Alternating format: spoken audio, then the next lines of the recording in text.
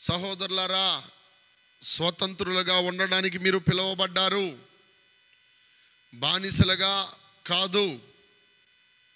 వెట్టి చాకిరి కానే కాదు. ఇంకా స్వతంత్రులుగా ఉండుటకు పిలువబడితిరి.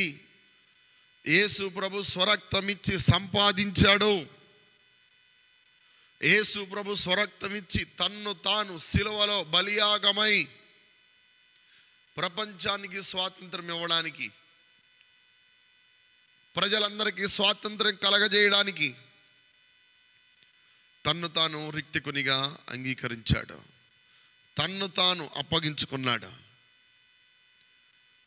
అసలైన స్వాతంత్ర్యం ఒకరినొకరు దయ కలిగి ప్రేమ కలిగి ఉండడం.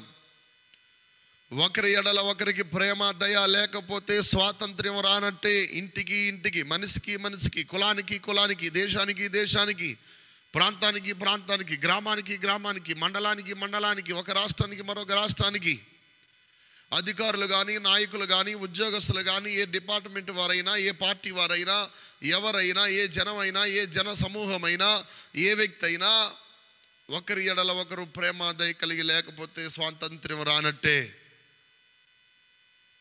ఇండియాకు బ్రిటిష్ వారి నుంచి స్వాతంత్రం వచ్చింది, కానీ భారతదేశంలో స్వాతంత్రం వచ్చింది, కానీ ప్రేమ కలిగి లేని ప్రతి చోట స్వాతంత్రం రానట్టే.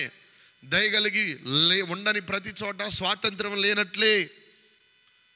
బ్రిటిష్ వారు ప్రేమాదయ చూపించట్లేదని ఇండియా కోసం, స్వాతంత్రం కోసం పోరాడిన మహానుభావులు ఉన్నారు, కానీ పోరాడారు, వచ్చింది స్వాతంత్ర్యం.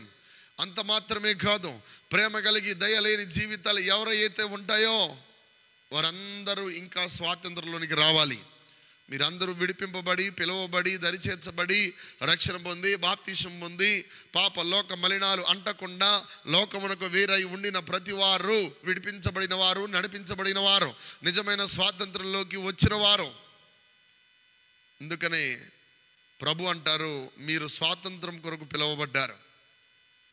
పాపమును నూర్చి విడుదల పొందటమే అసలైన స్వాతంత్ర్యం. ప్రేమ కలిగి దయ కలిగి అన్ని విషయాలలో నిలబడి కలబడి కొట్లాడటగాక ప్రేమ కలిగి దయ కలిగి పొందుకునుట, అప్పుడు మాత్రమే అసలైన స్వాతంత్ర్యం.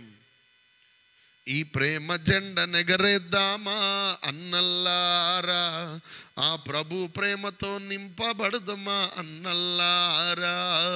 ఈ ప్రేమ జెండ నెగరేద్దామా అన్నల్లారా, ఆ ప్రభు ప్రేమతో నింపబడదమా అన్నల్లారా.